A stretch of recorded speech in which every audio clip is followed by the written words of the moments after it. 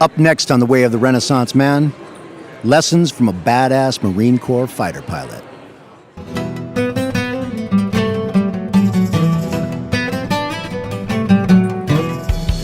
Welcome to The Way of the Renaissance Man podcast. This is a show about ideas, personal empowerment, and celebrating the rational life. Our goal is to help each other discover the tools needed to better focus our minds, integrate our thoughts with actions, and live the lives we really want. I'm your host, Jim Woods.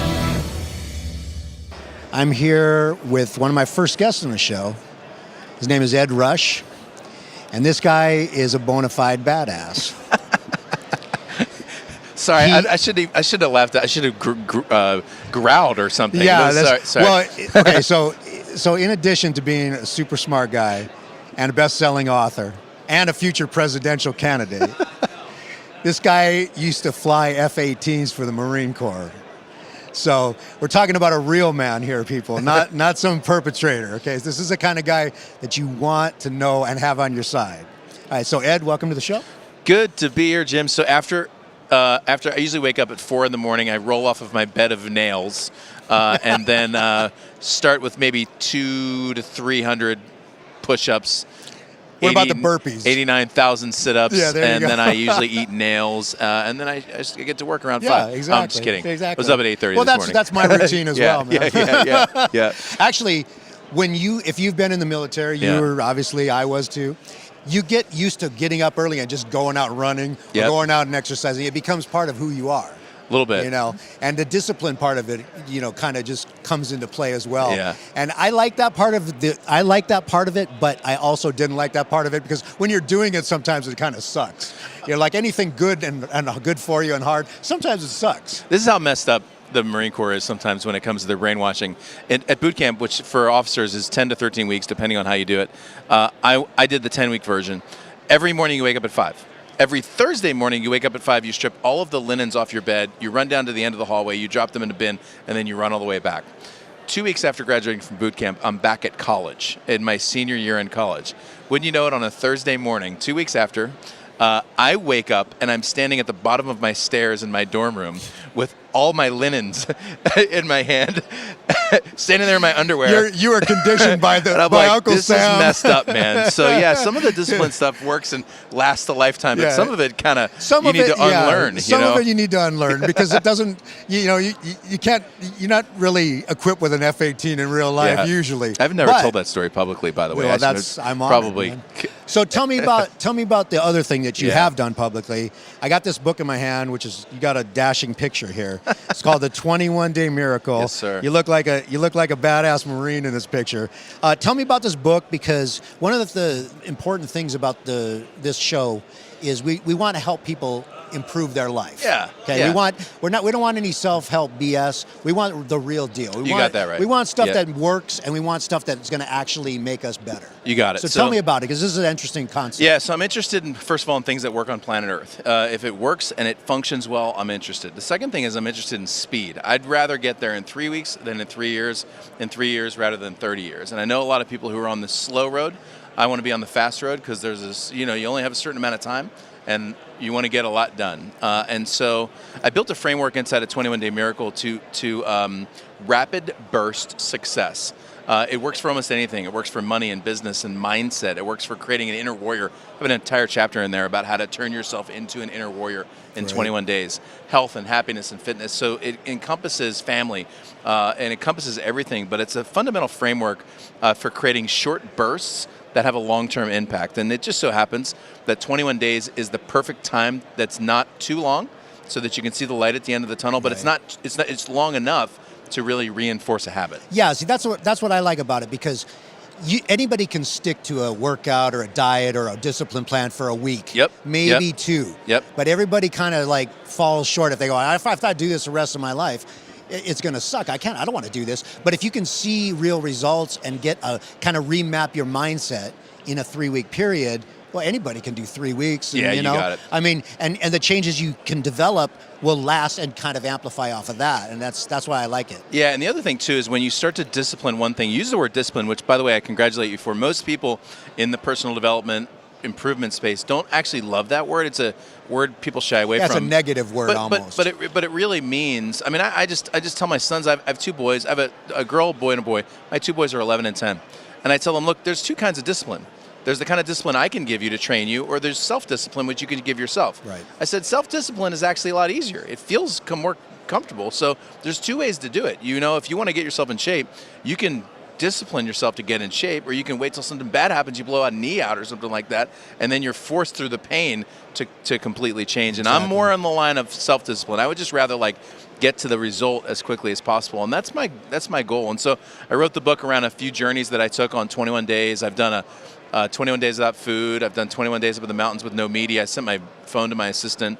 I've done a 21-day golf miracle where I went from shooting in the hundreds, like 110, right, down into the 90s in 21 days. So you can use this for almost anything. That's okay. So that's good. I didn't know about this, but Yeah. so I want to know how 21 days without food is. All right, so I don't teach that in the book, by the way. So just so you know, Okay. When you get the book, you Well, don't, I you want don't the have to off the record you don't have to one. do that. So yeah, I was fascinated with the idea of what food does and your emotional addiction, not physical addiction, actually, to food. And so for 21 days, I went water only, just purified water, sparkling water, and every other kind of. I tried every water, literally. I bought like everything on Amazon just to try to see. Well, when you can only drink Yeah. water, then the variety of water is the treat that you want. It was amazing. So I lost 35 pounds. Interestingly enough, around day 4, your hunger almost completely goes away. Your entire digestive system goes into hibernation. Your liver starts aggressively detoxing, so you get the benefit of a really nice detox, and you really reset your attitudes about food. It's kind of interesting. I do not recommend anyone start with 21 days. I do, however, if people want to try it out, I just say, hey, try a single day on water. You'll think it's impossible, but by the end of the day, you'll actually start to feel really good, and your mind gets really clear. Yeah, I've found that. I mean, I do what's called time restricted eating. Yeah, like intermittent fasting. Intermittent Yep. fasting. Yeah, it's all the rage right now, but it really works, and it doesn't bother me at all. Like, I don't need to eat in the morning. Yep.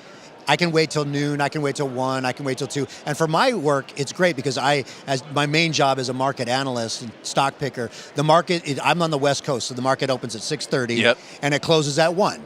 Well, guess what? If I don't have to eat during that time and I have to break any kind of concentration during that time, I'm looking at the market all the way through. I don't have to go spend, I need to go get something to eat. So I'm maximizing my time there. And then I could be done with the day, or which is usually the case, I go out and do other stuff that I want to do. And that's also part of this show. We want you to do your work, make your money, and then go out and do the stuff that's fun. Yeah. So what do you do for fun? What is your normal fun So thing? I have a little bit of a revolving door of habits, of hobbies. So don't ask my wife this question. Just ask me. I have a big closet or a big garage full of things that I have gone past. But currently, I am into a few things. So first of all, I fish. I love fly fishing. I love standing in a stream for 9 hours a day with a fly rod in my hand and nobody I can see for miles and miles. Exactly. So I like to fly fish. I like golf. I like the challenge of golf. So currently I'm just working and challenging my game. I don't do it for the game. I do it because of the training. So I like the idea of disciplining certain areas and being able to train myself to improve in certain areas, not for the golf game, because I like golf, but because it improves the other areas of my life. Exactly. That's you hit on something that I really liked, that I really preach in my work. You don't do things because you want to get good at that thing. You do things because you want to get good at everything. And getting good at one thing, it translates to a lot of different things. If you want to be a good investor, I say become a good, be good at your fitness. Yeah. If you want to be good at your fitness, do something good and, do something where you increase your skills. Do stuff that sucks and it's hard.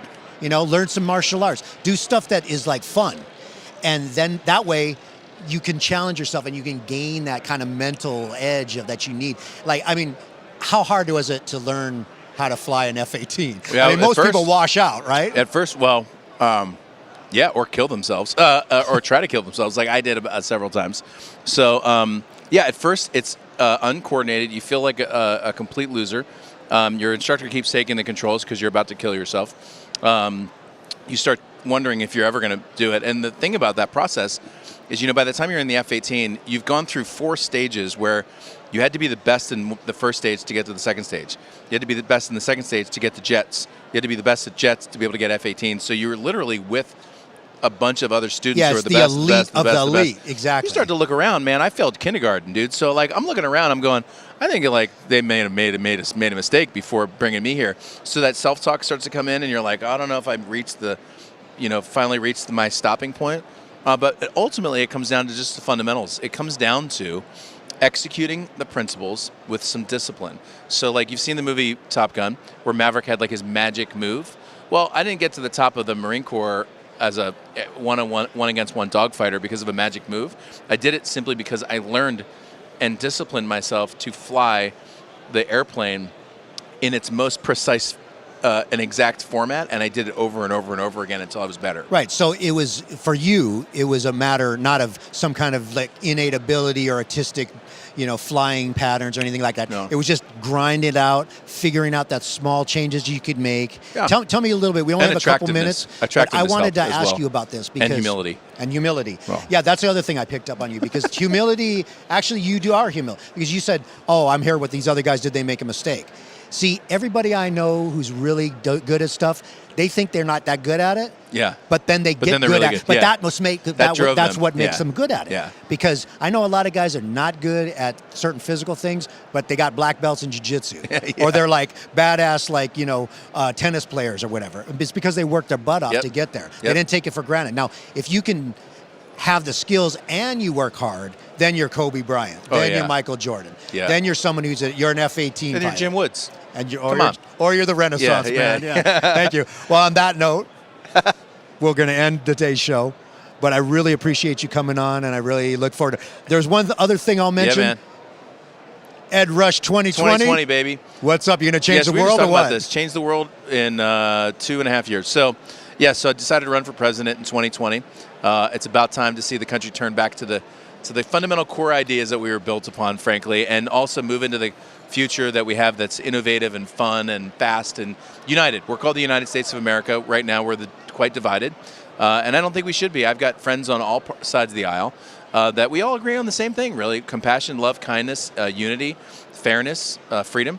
There's a whole bunch of things that we all align on, and if we could spend a little bit more time talking about those things, the other issues would be solved, I believe, by an entrepreneurial spirit, really. Yeah, I agree. I mean, we've got the sad kind of situation is most people want the same things out of life, but we have different paths toward them. So that's okay. We can talk it out. That's one of the reasons why I love the podcast format. We can sit here and talk it out. Like if we had more time today, which I hope we have in the future, I hope you come back.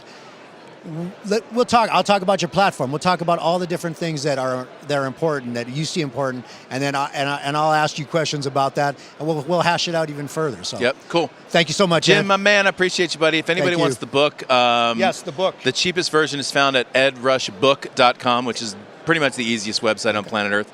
edrushbook.com. It's literally 99 cents. So I make Okay. it as low as I can. Excellent. I don't make money on the books. I really do this to share a vision. So. And I'll have all of Ed's social media and book links on my webpage. Cool. So, and I recommend highly that everybody check you out, man. My man. Thank you for doing it. Good to be here, brother. All right. Appreciate you, man. Thank you. Thanks. Thank you.